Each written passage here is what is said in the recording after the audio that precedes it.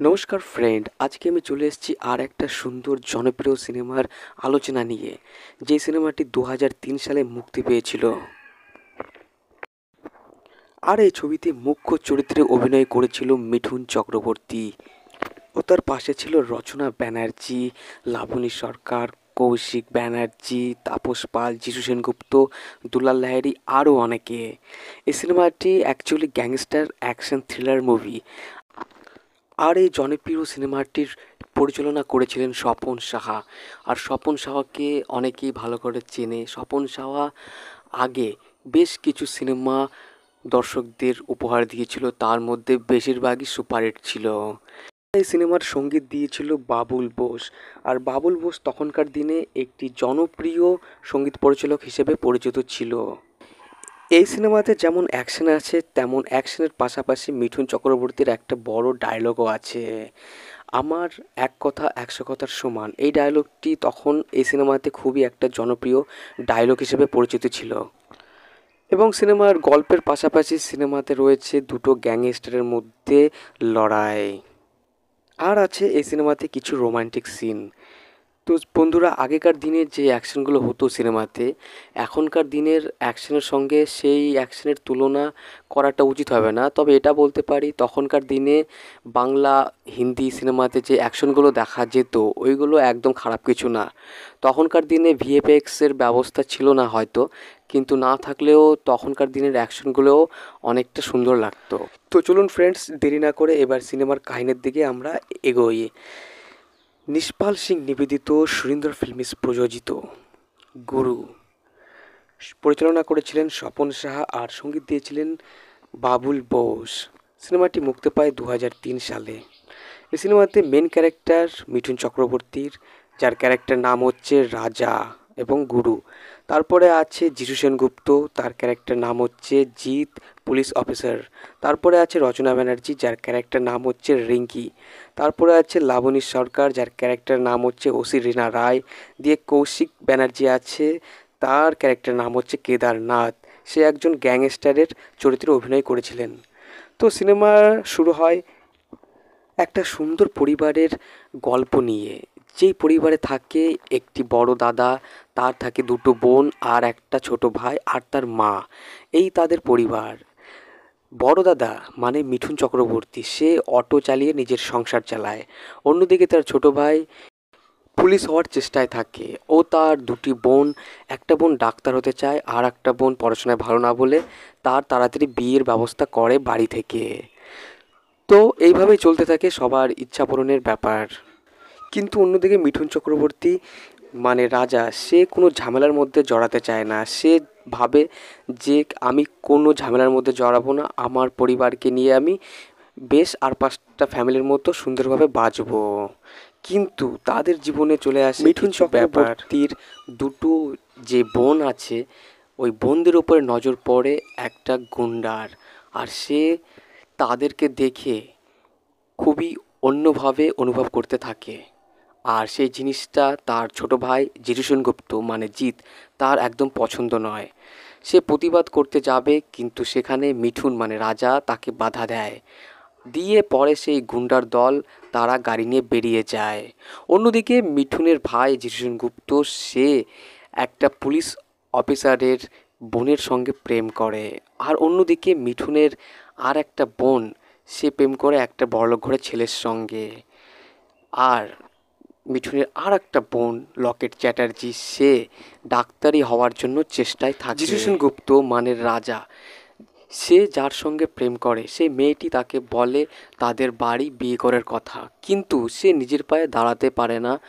দিয়ে সে বাড়িতে বিয়ের কথা বলতে চায় না। অন্যদিকে তার একটা বোন, সে ডাক্তারি পড়তে চায়, কিন্তু ডাক্তারের কিছু বাজে ব্যবহারের জন্য সে তার দাদাকে ডেকে আনে। আর তার দাদা সে ডাক্তারের সঙ্গে এমন কিছু বলে, যেটা সে শুনে তার বোনকে ডাক্তারি করার ব্যবস্থা করে দেয়। তার কারণ মিঠুন চক্রবর্তী মানে রাজার একটা পুরনো ব্যাকগ্রাউন্ড হিস্টোরি আছে। অন্যদিকে মিঠুন তার ভাইয়ের জন্য সেই মেয়েটার বাড়িতে যায়। সেখানে তার দিদির সঙ্গে সে কথা বলে বিয়ের ব্যাপারে। তার দিদি এতে একমত থাকে। কিন্তু তার দিদি হচ্ছে রীনা রয় মানে ওসি লাবণী সরকার। দিয়ে মিঠুনের ভাই জিতু সেনগুপ্ত মানে রাজা, সে পুলিশ অফিসার হয়ে যায়। দিয়ে একদিন গুন্ডার দল তাদের বোনদের অপমান করে আর সেখানে প্রতিবাদ জানায় মিঠুনের ভাই। দিয়ে সেই গুন্ডাটি তাদের বোনদের ধর্ষণ করতে চায়, তাদের সঙ্গে নোংরামি করতে চায়। দিয়ে সেখানে চলে আসে মিঠুন চক্রবর্তী মানে রাজা। সে এসে তাদের সঙ্গে মোকাবেলা করে আর সবাইকে এমন মারা মারে যে তারা হসপিটালে মৃত্যুর সঙ্গে পাঙ্গা লড়ে। আর সেটা জানার পর তার ভাই অবাক হয়ে পড়ে যে একটা সাধারণ অটো ড্রাইভার সে কি করে এতগুলো গুন্ডার সঙ্গে মোকাবেলা করলো আর তাদেরকে হসপিটালে শুইয়ে দিল আর তারা মৃত্যুর সঙ্গে লড়াই করছে। সে অবাক হওয়ার পরে সে তার কাছে জানতে চায়, কিন্তু সে তাকে কিছু বলে না।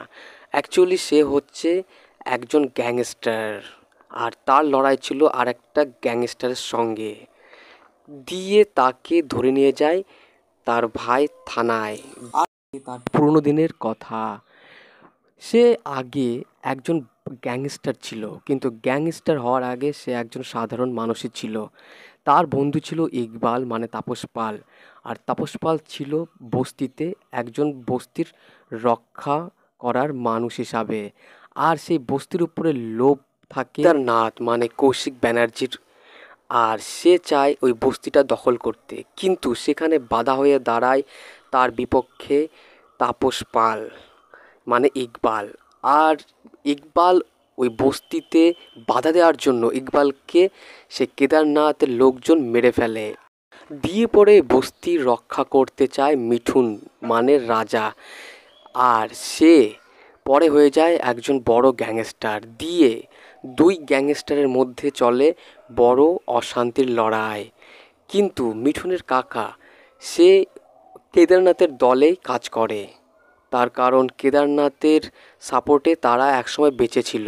কেদারনাথ মানে আর একটা দলের গ্যাংস্টার, সে চায় যে গুরু মানে রাজা সে যেন তার কাজে বাধা না দেয়। তারা দুজন একে অপরের বন্ধু হতে চায়, কিন্তু রাজা মানে মিঠুন চক্রবর্তী সে তার সঙ্গ চায় না, সে তাকে বন্ধু বানাতে চায় না। সে অন্যায়ের বিরুদ্ধে জনগণের ভালোর জন্য সে লড়াই করতে চায় তার মতো করে। কিন্তু অন্যদিকে পুলিশ অফিসার রিনা সে গুরুর লোকজনকে ধরে নেয় এই বলে যে তারা অন্যায় করছে, তারা বেআইনি কাজ করছে। কিন্তু মিঠুন চক্রবর্তী থানায় গিয়ে সেই ওসির রিনা রায়ের সঙ্গে কথা বলে আর তাকে বলে তাদের ব্যাপারে। অন্যদিকে অন্যদিকে রিনা রয় সে তাপস পালকে ভালোবাসতো মানে ইকবালকে, কিন্তু তাদের মিল হয়নি, তার কারণ ইকবালকে মেরে ফেলা হয়েছিল। দিয়ে তারও একটা রাগ আছে। দিয়ে দুই গ্যাংস্টারের মধ্যে লড়াইয়ের পরে তাদের মধ্যে তার কাকা মানে মিঠুন চক্রবর্তীর কাকা সে মারা পড়ে।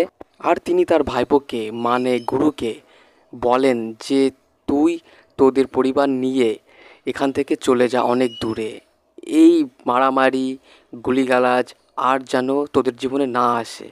আর সে তার কাকার কথা মতো তার পরিবারকে বাঁচাতে সবাইকে নিয়ে চলে যায় এসব থেকে বহু দূরে, গিয়ে সেখানে বাস করে, যেখান থেকে তাদের পরিবারে আরেকটা অশান্তি সৃষ্টি হয়েছিল।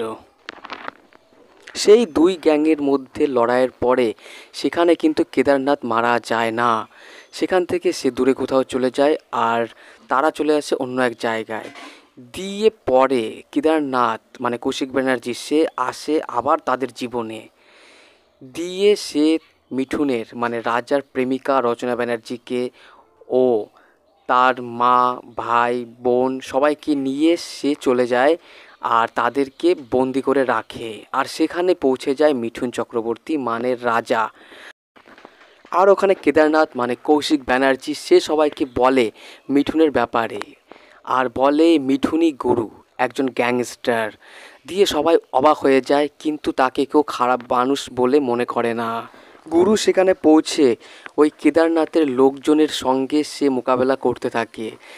দিয়ে ওখানে কেদারনাথ মারা যায়। পরে সবাইকে সে উদ্ধার করে ফেলে, দিয়ে সবার সঙ্গে সবার সুসম্পর্ক গড়ে ওঠে। তো অ্যাকচুয়ালি ফ্রেন্ডস, এই সিনেমাটি এই ফ্যামিলি অ্যাকশনের উপরে ভিত্তি করে তৈরি, যেখানে দুটো গ্যাংস্টারের কথা বলা হয়েছে। তো এই সিনেমাটি 2003 সালে মুক্তি পেয়েছিল, আর সিনেমাটি পরিচালনা করেছিলেন স্বপন সাহা, আর সঙ্গীত দিয়েছিলেন বাবুল বোস। আর বাবুল বোসের কথা আমি এর আগে বলেছি আপনাদেরকে। বাবুল বোস তখনকার দিনে একজন পরিচিত সঙ্গীত শিল্পী ছিল। এখন ওনার হয়তো মিউজিক বেরায় না, কিন্তু সেই টাইমে ওনার মিউজিক মানে সঙ্গীত খুবই ছিল জনপ্রিয়।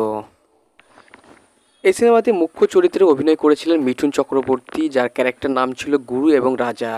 আর তার পাশে ছিল রচনা ব্যানার্জি, লাবণী সরকার, কৌশিক ব্যানার্জি, জিতু সেনগুপ্ত, দুলাল লাহিড়ী, আরও অনেকে। তো সিনেমাটি তখনকার দিনে একটা জনপ্রিয় সিনেমা হিসেবে পরিচিত ছিল।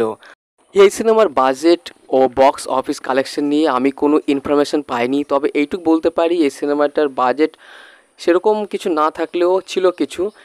তো ওই বাজেটের মধ্যে আমার মনে হয় বক্স অফিস কালেকশনও দুর্দান্ত ছিল।